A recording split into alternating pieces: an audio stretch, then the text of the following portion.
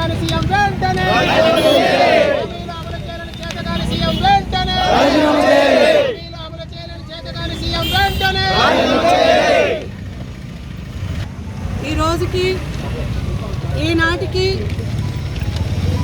వెన్నుపోటు పొడుచుతూ ఆంధ్రప్రదేశ్ రాష్ట్ర ప్రజలందరికీ కూడా 2 ఏళ్ళు పూర్తిగా నిండింది అని చాలా బాధాకరంగా ఈరోజు వైఎస్ఆర్సీపీ పార్టీ రాష్ట్ర వ్యాప్తంగా జగన్మోహన్ రెడ్డి గారి ఆదేశం మేరకు రాష్ట్ర వ్యాప్తంగా మేము నిరసన తెలియజేస్తున్నాం. ఎందుకంటే ఎలక్షన్కు ముందు అయితే చంద్రబాబు నాయుడు గారు ప్రతి ఆడ మనిషికి ప్రతి మహిళకు కూడా నీకు 1500 నీకు 1500 నీకు 1500 అని చెప్తూ మోసగించి ఈరోజు 2 ఏళ్లకు ప్రతి మహిళకు కూడా ఆయన 18 నుంచి 50 ఏళ్ళ నిండిన మహిళలందరికీ కూడా ఆయన ఈరోజు 36,000 బాకీగా ఉన్నాడు. చంద్రబాబు నాయుడు గారు ఈరోజు ఇదేనా మీ చిత్తశుద్ధి అని మహిళల పట్ల మేము అడుగుతున్నాం.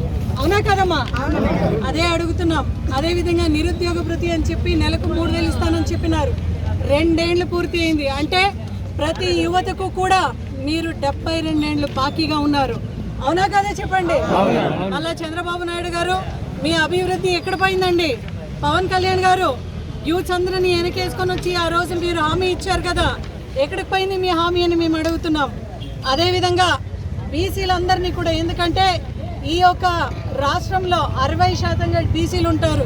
బీసీ, ఎస్సీ, ఎస్టీ, మైనారిటీస్ అందరికీ కూడా మీరు 50 ఏళ్ళకి పెన్షన్ అని చెప్పినారు. అంటే వెనకబడిన కులాలందరినీ కూడా వాళ్ళ మనసులో ఆశ పెట్టి వాళ్ళందరికీ పెన్షన్ ఇస్తామని చెప్పి ఈరోజు ప్రతి సంవత్సరానికి 48 అంటే ఎంత బాకీగా ఉన్నాడు?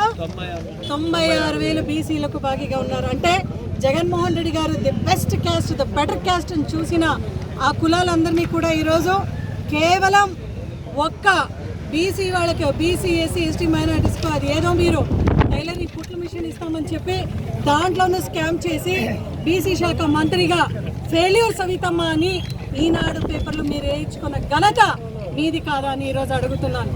అదేవిధంగా దీపం స్కీమ్ పెట్టినారు. ఎవరమ్మా దీపం, ఎక్కడ దీపం పెట్టినారమ్మా మీరు? అంటే ఈనాటికి మీరు చూస్తే మీరు చెప్పిన ప్రకారం 6 సిలిండర్ రావాలి.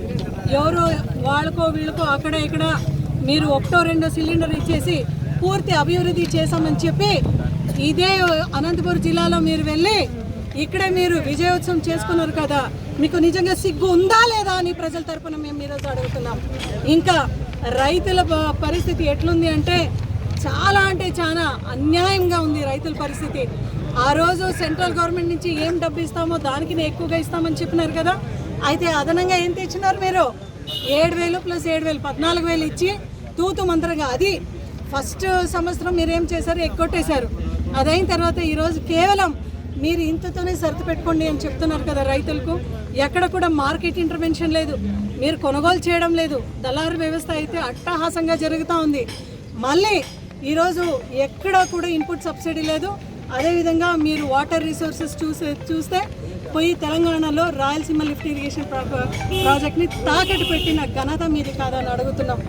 ఇంకా ఈ సూపర్ 6 హామీలన్నీ కూడా మేము చూస్తే ఈరోజు ప్రతి హామీలు మీరైతే మీ మేనిఫెస్టో చూడండి, పేజీలుగా మీరు పెట్టినారు.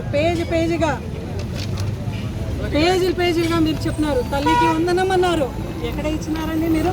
ప్రతి బిడ్డకు, ఇంట్లో ఉన్న ప్రతి పిల్లలకు ఇస్తామన్నారు. అవన్నీ కూడా ఈరోజు మాఫీ చేసుకొచ్చున్నారు.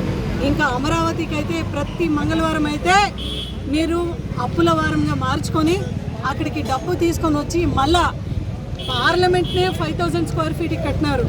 అయితే మీరు 15,000 14,000 స్క్వేర్ ఫీట్ మీరు పలుకుతున్నారు. అంటే మీ కాంట్రాక్టర్స్కు కట్టపెట్టి కేవలం ఒక్క కులానికే మీరు ముందుకు తీసుకొని రావాలని చేస్తున్న ఈ రాజకీయం ఎటువంటి రాజకీయం అని మిమ్మల్ని అడుగుతున్నాం. మళ్ళా పవన్ కళ్యాణ్ గారు మీరైతే మహిళలకు న్యాయం చేస్తాం, 30,000 మంది వాలంటీర్ మిస్ అయిపోయినారు, మహిళలు మిస్ అయిపోయినారు, వాళ్ళందరినీ మళ్ళా మేము పతా పెడతాం, ఎక్కడున్నాము ప్రజల ముందు నిలబెడతామని చెప్పినారు కదా. ఈరోజు కోడి చెరువుని ఆక్రమించుకున్నావు కదా పక్క రాష్ట్రం తెలంగాణలో, మీకు సిగ్గుదా పవన్ కళ్యాణ్ గారు అని అడుగుతున్నాం. చెప్పేదానికేమో మీరు పంచాయతీరాజ్ మంత్రి, దాంట్లో చూస్తే ఎన్ని గోల్మాలు జరుగుతున్నాయి. ఇదే పెనుగొండలో తీస్తే ప్రతి పంచాయతీలో కూడా గోల్మాల్ జరిగింది. ఫీల్డ్ అసిస్టెంట్ విషయంలో ప్రతిదీ కూడా వెలుగు తీస్తామని చెప్తున్నాం.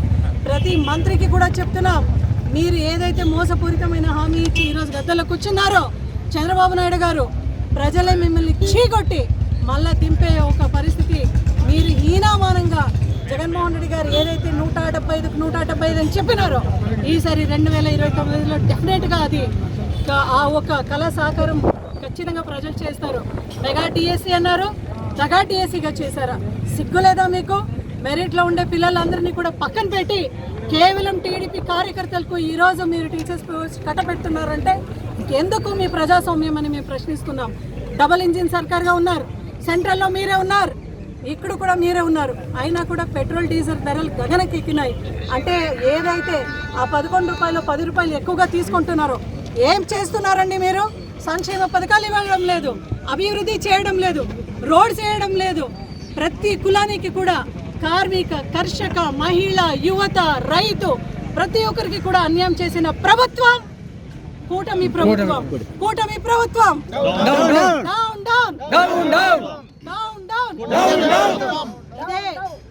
ఇదే జూన్ 12వ తేదీ ప్రతి నియోజకవర్గ స్థాయిలో కూడా పెద్ద ఎత్తున జగన్మోహన్ రెడ్డి గారి ఆదేశం మేరకు పెద్ద ఎత్తున మనమందరూ 2 ఏళ్లకు పొడిచిన ప్రతి వెన్నుపోటుని ప్రజలు తీసుకొని వెళ్దాం.